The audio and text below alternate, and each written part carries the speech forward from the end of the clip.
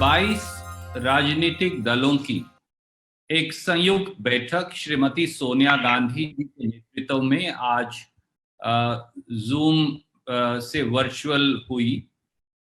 देश में जो कोरोना पेंडेमिक फैला है और जिस प्रकार से कोरोना महामारी के साथ साथ आर्थिक महामारी के शिकार करोड़ों लोग हुए हैं, देश की अर्थव्यवस्था जिस तरह से छिन्न भिन्न हो गई है, जिस प्रकार से प्रवासी मजदूरों को सरकार ने अपने हाल पर बेहाल छोड़ दिया है, जिस प्रकार से सूक्ष्म, लघु और मध्यम उद्योग और वहां काम कर रहे 11 करोड़ लोगों के लिए कोई मदद नहीं, जिस प्रकार से देश का अन्नदाता किसान उसे अपने हाल पर छोड़कर न्यूनतम समर्थन मूल्य भी नहीं दिया जा रहा, और जिस प्रकार से पूरे देश की अर्थव्यवस्था पर एक तरह से ग्रहण लगा दिया गया है और सरकार कहीं ना कहीं अपनी जिम्मेवारी न समझ पा रही और न उसका क्रियान्वयन कर रही। इनका और बहुत सारे अन्य मुद्दों की आज 22 राजनीतिक दलों की इस बैठक में चर्चा हुई और उस व्यापक चर्चा जो लगभग 4 घंटे चली, जिसकी शुरुआत कांग्रेस अध्यक्षा श्रीमती सोनिया गांधी ने की। कई मुख्यमंत्री गण उसके अंदर उन्होंने अपने अपने विचार रखे। उदाहरण के तौर पर पश्चिम बंगाल की मुख्यमंत्री ममता बनर्जी जी, महाराष्ट्र के मुख्यमंत्री उद्धव ठाकरे जी, हेमंत सोरेन जी, तो कई हमारे जो मित्र राजनीतिक दल हैं उनके मुख्यमंत्री गण, पार्टी के अध्यक्ष गण भी पूरे देश से उन्होंने इस चर्चा में भाग लिया। और लगभग 4 घंटे से अधिक चली इस चर्चा के बाद कुछ निष्कर्ष 22 राजनीतिक दलों ने आगे की रणनीति के बारे में निकाले और एक बयान तैयार किया। काफी मंत्रणा के बाद 22 राजनीतिक दलों, उनके अध्यक्षों, प्रदेशों के मुख्यमंत्रियों और उनके प्रतिनिधियों ने भारत सरकार से 11 पॉइंट डिमांड चार्टर मांगा है। ये नहीं भूलना चाहिए मोदी सरकार को कि ये विपक्षी दल 60 से 70% भारत की आबादी का प्रतिनिधित्व करते हैं और चुने हुए प्रतिनिधि और सरकारें हैं। और हमारी 11 मांगे प्रमुख तौर से हैं, मैं बहुत संक्षिप्त में हिंदी में कहूंगा।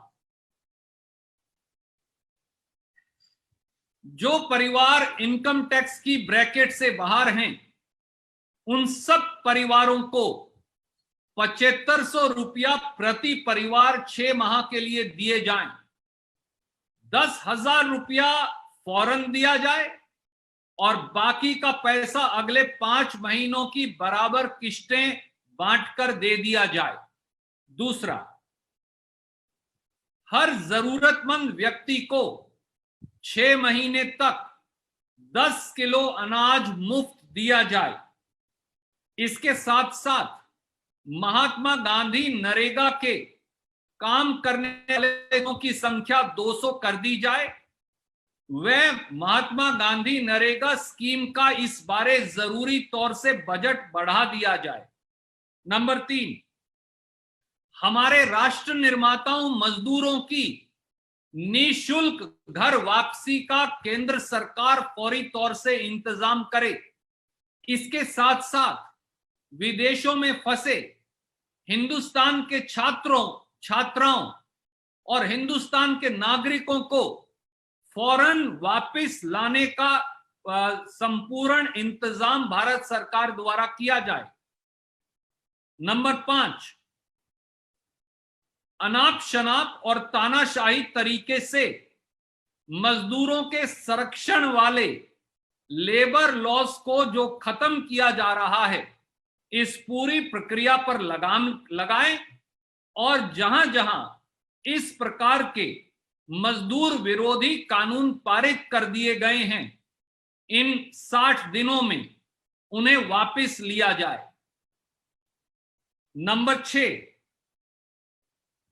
रबी की फसल, खास तौर से गेहूं, सरसों इत्यादि, इसकी पूरी खरीद न्यूनतम समर्थन मूल्य पर किसान की हो और जहां कम मूल्य मिला हो वहां न्यूनतम समर्थन मूल्य दिया जाए।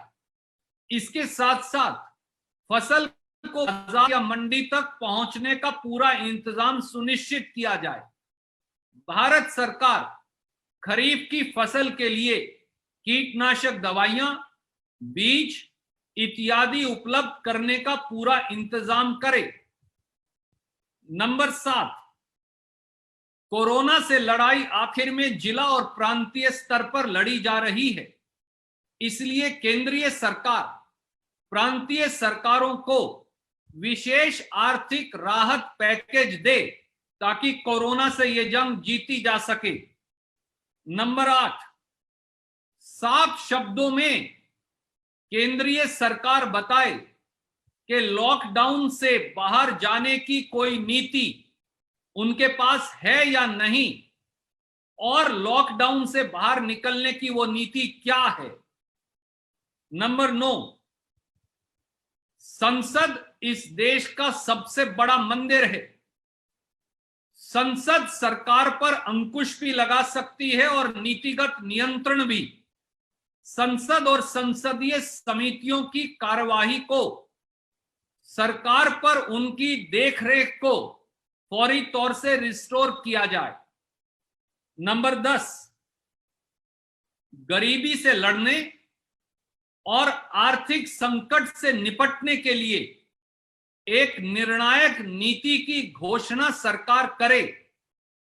20 लाख करोड़ का पैकेज केवल एक मायाजाल और भ्रम साबित हुआ है, इसलिए 22 राजनीतिक दल मांग करते हैं कि भारत सरकार एक सार्थक, निर्णायक मदद वाला विशेष राहत पैकेज घोषित करे ताकि हमारी अर्थव्यवस्था में मांग बढ़ सके और उद्योग धंधा व्यापार दोबारा से नए ढर्रे पर चल पाए।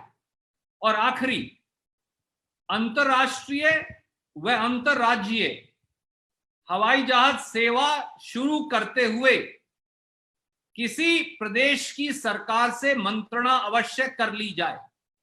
ये हमारी 11 मांगे हैं।